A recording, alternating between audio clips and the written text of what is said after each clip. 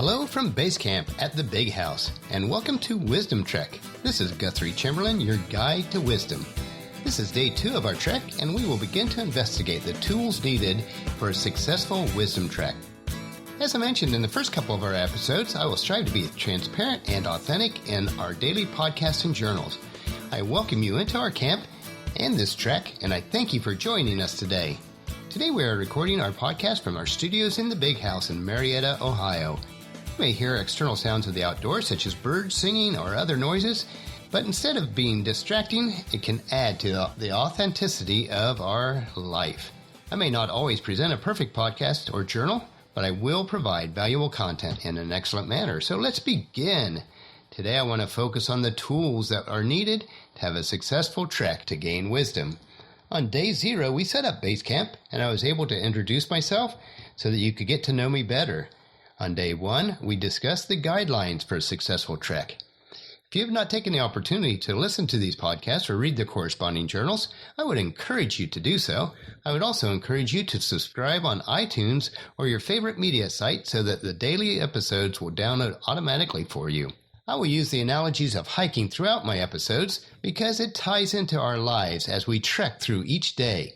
With any camping, hiking, or trek that we experience, as with life each day, we need the proper tools and equipment to help us to have a successful trek. Yesterday, we looked at the need to have a destination in mind and establishing good habits or guidelines to reach the destination through the use of a compass, GPS, or map. We realize that we may get off the path, but with the proper guidelines and the destination set and the proper habits ingrained into the fabric of our lives, we can stay the course. Today we want to look at the tools needed to have a successful trek that will enable us to live abundantly or fully and serve a purpose that is greater than ourselves. In other words, what tools are needed to create a living legacy that positively impacts everyone that is in our world? What are the tools that we need to have in our backpack for a successful wisdom trek? Well, as a person of faith, many of my lessons and examples of wisdom will come from the Bible because that is the foundation for wisdom in my life. Today, the tools or the attributes that we want to study are taken from the book of Galatians chapter 5, verses 22 and 23. Just as I am your guide to wisdom, these tools should be part of everyone's trek for wisdom. These attributes are provided by God's Spirit, which guides my life. These tools or attributes are referred to in Galatians as the fruit of the Spirit. If we see fruit on a tree, such as an apple, we know what kind of tree because of what kind of fruit it has on it. In the same way, others will be able to tell what type of person we are by the fruit or attributes that are manifested in our lives. This is an important concept to grasp as we look at the various tools or attributes that we will need in our lives in order to be wise and create a living legacy.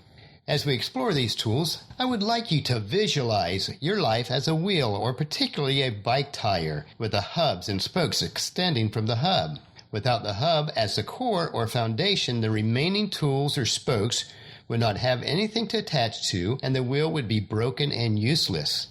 The first tool or attribute, which is the hub of the wheel, is love. Without love, then the other tools or attributes or spokes, as we refer to them as, are not nearly as effective. In order for the remaining tools to have impact on our successful wisdom trek, we must love ourselves and others unconditionally, as much as humanly possible. There was a song written by Hal David and composed by Burt Bacharach in 1965, and it's been sung by many artists since, called What the World Needs Now is Love. As in all ages of time, and especially today, these words certainly hold true. This is so true that Christ taught that the entire scriptures can be summed up in 2 commands: love God and love others as yourself. This is why love is the foundation tool for the others. The remaining tools, or spokes in our wheel, are joy, peace, patience, kindness, goodness, faithfulness, gentleness, and self-control. If we relate this to our hiking or trek analogy, think of love as our backpack, which carries all the other necessary components or tools. It would be nearly impossible to hike in rough terrain without a backpack. So it is impossible to integrate the other tools into our lives without love. If we assimilate the 9 tools into our everyday activities so that they are manifested as fruit, then it will allow us to live successful and abundant lives. This is how integrity is built, by integrating these 9 tools into our everyday lives. When we do so successfully, our lives will impact our world and we can begin to leave a living legacy. We should not wait until we are no longer on this trek of life to leave a legacy. Let every action each day positively impact others. Since love is the core or foundation tool or the hub of our bike tire, as we are using our analogy, or the backpack for our other tools, let's look at these tools a little closer. Love is the first one. Do you love yourself?